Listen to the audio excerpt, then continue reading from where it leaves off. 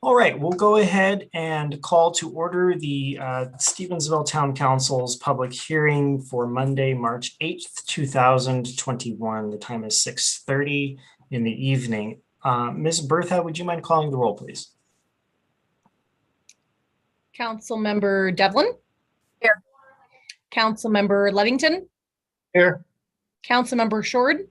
Here. And Councilmember Vick? Here. Mayor Dewey? Here. All right, thanks, Janelle. This is a public hearing for two purposes, application on major subdivision known as Burn Fork Estates and reinstatement of charge on the water and sewer utility bills to fund utility assistance program. Both of those are continuation items from the public hearing that was held on March 4th, I believe it was, on last Thursday. This is a virtual public hearing that is being live streamed. And we have invited folks to join us either by Zoom or by telephone as they are able. So we just ask folks that what I'm gonna do is I'm gonna mute everyone, and then when it's your turn to speak, I'll call on you if you're identified on our list here, just so that we avoid any background noise. So when we get to the point for public comments and opening up the hearing, for those of you who are on the telephone, *9 raises your hand, and that's how you can raise your hand to be called on, and it'll let us know that you're ready to speak. Those of you on the actual Zoom platform can go into reactions and push the raise hand button there at the bottom in the toolbar at the bottom of your screen. So that opportunity is there for you. In keeping with the theme or if you will, of last week's public hearing, we'll go ahead and continue the 5-minute time limit on comments given tonight at tonight's hearing, and continue that forward. Before we get into the public hearings, this is an opportunity for public comment from citizens on items that are not on tonight's agenda. So are there any citizens with us this evening that'd like to provide comment on something not listed on tonight's agenda? All right, it looks like we have a hand raised already. The phone number ending in 3018. I'll ask you to unmute, and you have comment for items not on tonight's agenda.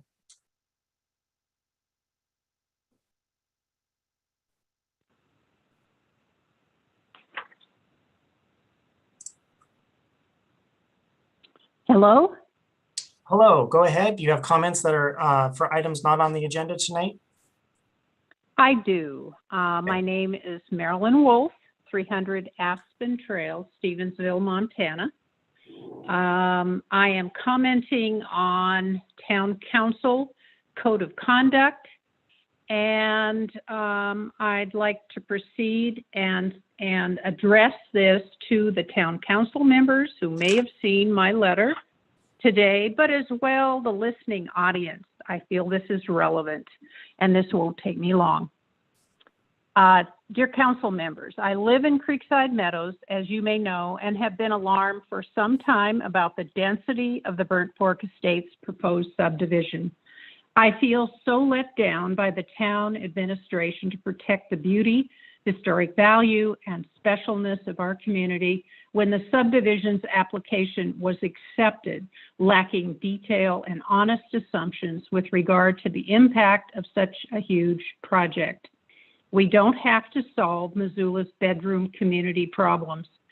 Stevensville can retain its specialness if you 4 members will do your job to protect the community from developers who appear to have profit-driven motivations. You've been swayed by the developer's consultant, who also chairs the town planning and zoning board, to think that this can all work fine. Even with recusal, the consultant has been involved in meetings with more time to talk, the soft talk, the plan versus comments from the public, which I feel were cut short. I looked at your code of conduct, and 2 statements struck me with their importance. Inspire public confidence in Stevensville town government. Secondly, study thoroughly. At the introduction, the following quote, always do right. This will gratify some people and astonish the rest. Mark Twain. I'm asking each of you before your decision on March 11th, 2021, to walk your wards, wear a mask, knock on doors, ask residents what their opinions are on Burnt Fork Estates. You represent the citizens of Stevensville and should value their views and suggestions. You have a heavy decision to make, and I hope you will come to the conclusion this subdivision should be denied or downsized to properly fit in the town.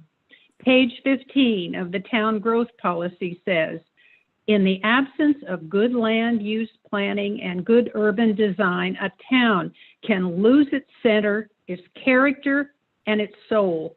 Please don't let down the residents of Stevensville. Thank you very much.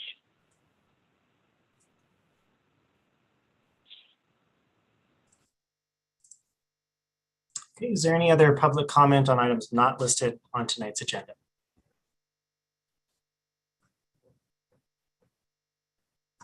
Okay, with that, we'll move into the public hearings. Before we open the public hearing, I do want to make one thing known to the council. This was a question actually from Councilmember Devlin before we started the meeting, and that was what the expectation was in terms of a decision timeframe from the town council regarding the preliminary plat application. You will note that it is an agenda item on your March 11th town council meeting agenda. That item is agendized so that the council has an opportunity to reconcile the public comment that has been received so far and to decide how you want to proceed in the process. It is not my expectation, nor do I think it's the expectation of anyone else really, that you make a decision on Burnt Fork Estates Thursday evening. The Planning and Zoning Board certainly didn't come to a decision in one evening. And I don't expect the town council to do so either. So just know that that item is listed the way it is so that you can have a continuous conversation over multiple agendas. And you can kind of outline on Thursday evening how you'd like to proceed in the rest of the process.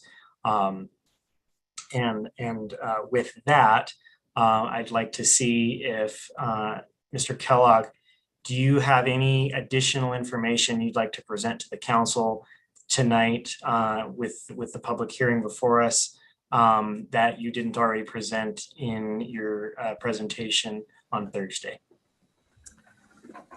Thank you, Mayor Dewey and members of council. I guess I'd like to follow up with your request to council. I think it's very important that there's an understanding that when the planning board went through the items that are have been listed in the hearings and discussion in the past, they spent a great deal of time on those, and that's why it took 2 meetings way into the night to resolve and answer those questions. And we welcome the opportunity to be able to explain at more length what is being proposed, because there are a lot of questions I'm certain that council members have about what the subdivision involves. Just briefly, there have been comments that this is a high density subdivision. It is not. The R1 portion of the subdivision is actually less dense than similar R1 portions of the town. The only closest thing to what we're proposing is Creekside phases 1 and 2. And since we're mirroring what's happening there, our density is low like that is, like Creekside is. And at our R2 zoning is similar to the George Smith subdivision behind the post office. If you look in there, the density is approximately a little over 4 to the acre. They could make it a lot more dense if individuals wanted to maximize what the zoning allows. What we're proposing is a moderate development within that R2 zoning and also a low density within the R1. So I guess I just like to clarify there that the proposal is not a high density proposal. And we're anxious to move forward to discuss this with council at future meetings. Thank you. I think that brings up a good point in that depending on how council wants to proceed on Thursday evening, that may be a good opportunity for the council to interact with the developers representatives on whatever questions you have and to create a dialogue between the two entities at that meeting. If that's how you want to kick off the review process, I suppose. So with that, are there any questions from the town council before we open the hearing for comment? Yeah, I would just say I would very much like to see John and Andy both at that town council meeting on Thursday. I'm sure there are a lot of questions. Sure. Okay. Anything else from council? Yeah, I would like, if possible, for us to have a Q&A session for the citizens to ask questions to Mr. Medford and Mr. Kellogg to be able to actually get some feedback directly, if possible. Okay.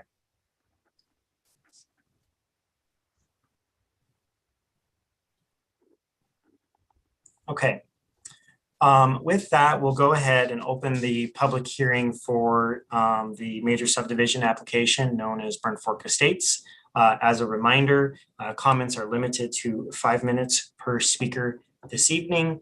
*9 for those on the phone will raise your hand, and then I'll ask you to unmute once your hand pops up there. You can also use the reactions button. For those of you on the actual Zoom platform, push the reactions button and push raise hand. Are there any comments this evening on our Zoom call?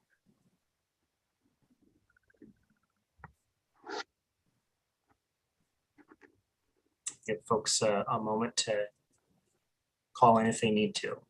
Again, it's *9 to raise your hand or raise hand with the reactions button.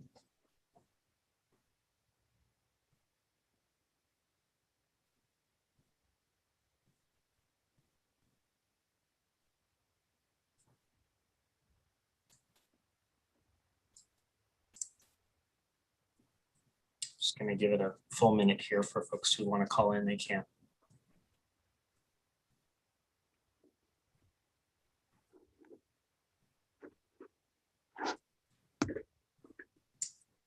All right, we see a hand up. Phone number ending in 3018. You've been asked to unmute yourself.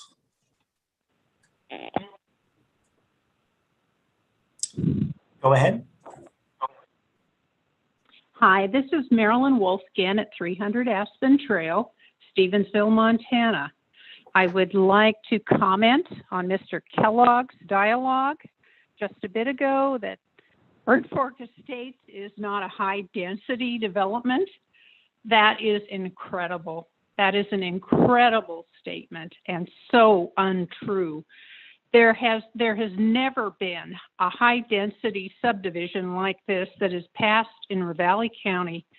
They are putting so many duplexes, fourplexes, a sevenplex, a tenplex that was never proposed under Arlo Ellison for the original Creekside Meadows. They keep comparing it to Creekside. Well, yes, they have R1. They have 78 homes in there as well. Plus, there are now 14 commercial lots, which were not also in the Creekside Meadows plan. That is ludicrous. This is extremely high density, and it doesn't fit. And I appreciate Dempsey Vic allowing finally some questions and answers of the developers at the next meeting. Thank you, Dempsey.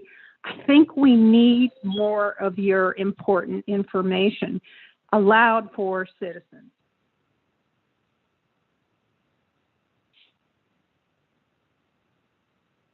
Thank you.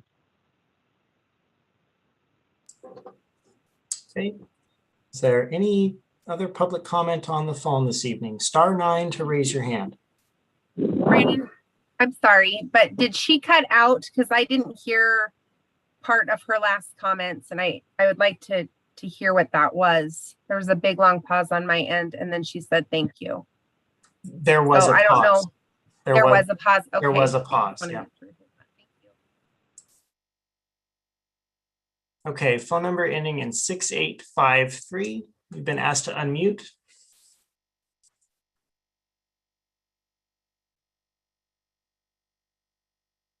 Hello? Hi, please state your name and address for the record, and you can continue with your comment. You have 5 minutes. My name's John. Last name's Cross. And yeah, I just wanted to comment that. Oh, do you need my address? Yes, I please. can't hear you. Go ahead. There you go. Go ahead and state your address.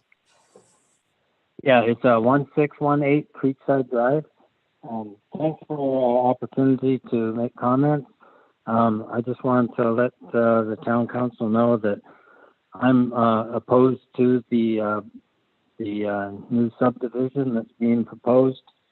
And as far as I'm concerned, it's very high density and has all this commercial property that's going to be harmful to the downtown people. And of course, you've already heard about water rights from several people at various meetings that have been held. And I think that's a big concern. And then I think you've also heard lots of comments about Logan and East Fork Highway, or the East Side Highway, and Middle Burnt Fork Road, and all the issues with that, with heavy traffic. We already have heavy traffic through there. Call it the Steve I bypass. So that's going to be an issue. Anyway, I just wanted to call in and let you know that I'm opposed to the subdivision. Thank you. Thank you, sir. Okay. Is there any other comment tonight for the Burnt Fork Estates subdivision? *9 to raise your hand.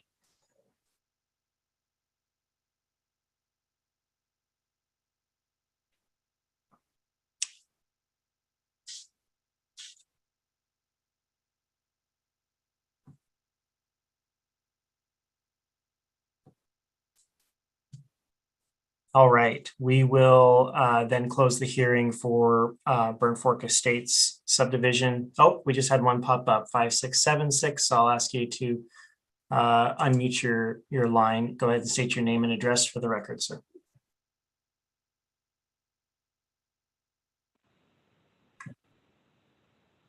Go ahead. Good evening. Good evening. Jim Kelkofen calling. I'm a taxpayer, resident, voter in Stevensville. You know my position regarding the proposed Burnt Fork mega development. It does not belong in our community. Now that's my opinion, but I have 3 questions, and I'm sure glad that the council will be addressing these questions from the public. The first is simple. When will we learn answers? Well, it apparently seems that it'll be this Thursday night. Great. That's what I'm looking for. Second question is really also simple. I was told by Councilman Ludington when he and Councilmember Devlin requested a meeting recently that the Burnt Fork developer would pay for infrastructure upgrades such as booster pumps, water wells, sewer treatment facilities required to service 220 homes with adequate water capacity and 14 commercial businesses. When asked how much, half, all, 10%, I didn't get an answer. I anticipate answers to how much the developer pays or how much taxpayers will pay. Another issue concerns me. The original HDR engineering report that I was forced to acquire from Town Hall with the Freedom of Information Act stated, quote, all off-site water and wastewater improvements related to the need to increase system capacity as a result of this project shall be the responsibility of the developer, quote. The mayor and staff completely eliminated this clause when they offered their sanitized report to the public. If the engineers received $6,600 of tax money for this study, why would these terms be removed? That's it for tonight's question. Listen to, inform, answer, and respect your constituents. Now today, The town's water rights attorney responded to Creekside HOA attorney Charlie Carpenter regarding water rights, saying, quote, "The town of Stevensville is currently in the process of preparing permit and change applications to expand the place of use of its water rights," quote. He concluded with this sentence, quote, "While permitting and change application is a lengthy process and exact timing is difficult to predict, successful completion of the town's permit and change application by year end 2022 is a reasonable estimate," quote. Attorney Carpenter responded to the town's attorney today with this statement for the record, which I would like to read for the council members. Quote, "Thank you for your quick reply. We'll have to agree to disagree on how far the Rimini case really goes to help the town, given the specific circumstances at play in that case and how narrow the actual holding was.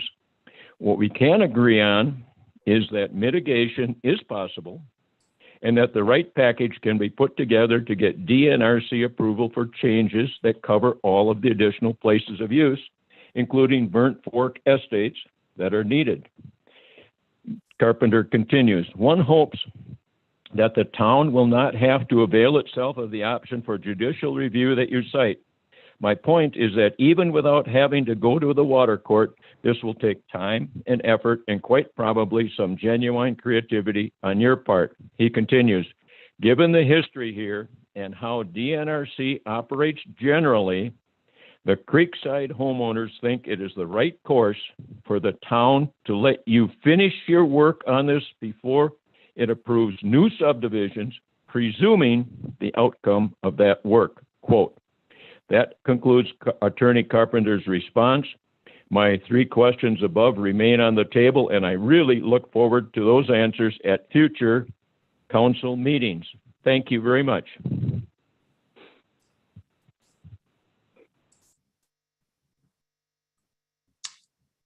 Okay, last call for public comment on Burnt Fork Estates.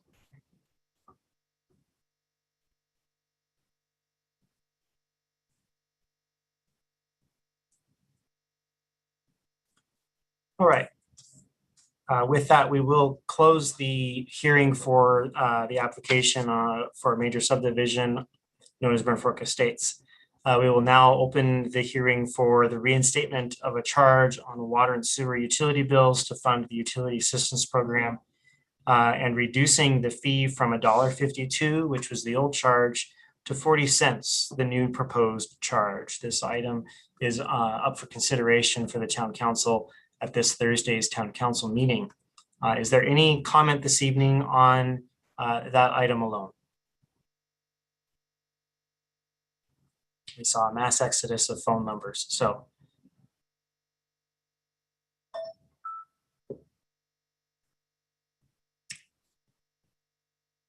Okay, and they continue to drop. So with that, I think that we will close that public hearing. It doesn't sound like we have any comment on that item this evening.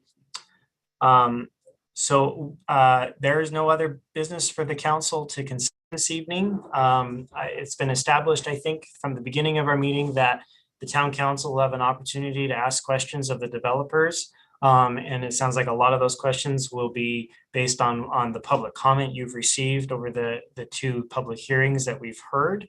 So we'll facilitate that dialogue, and I look forward to hearing from the council as to how you'd like to proceed with the review process to a decision ultimately. So is there anything from town council for a good of the order?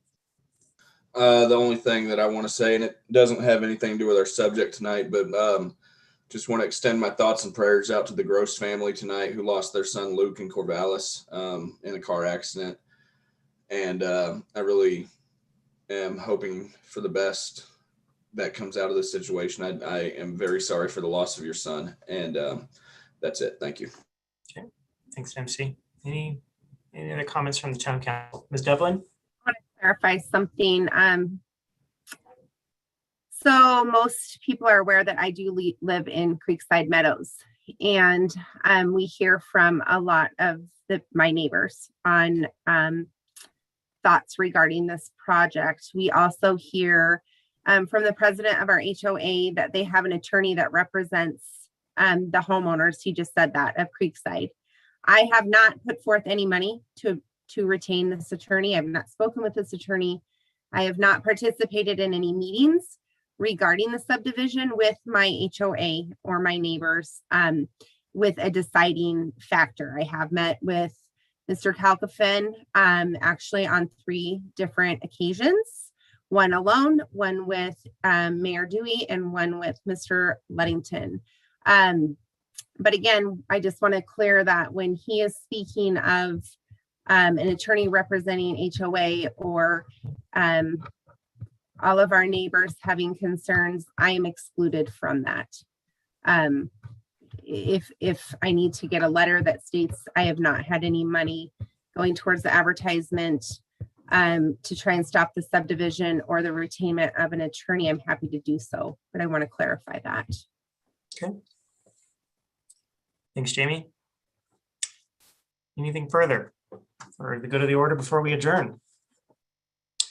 All right, with that, it's 6:56, a brief evening. We will reconvene in person at the North Valley Public Library's community room at 7 o'clock on Thursday, the 11th. Until then, have a good week, everyone.